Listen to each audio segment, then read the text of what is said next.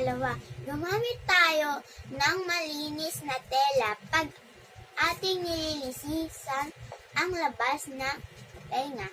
Pangatlo, magtungo tayo sa manggagamot o doktor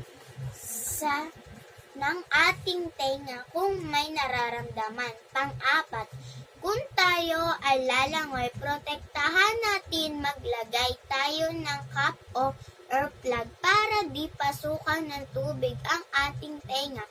Panglima, lumayo tayo sa malalakas na tunog o paputok dahil masisira ang eardrum natin.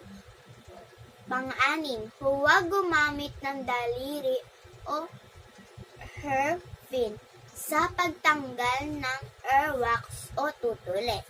Yan po lahat kung paano natin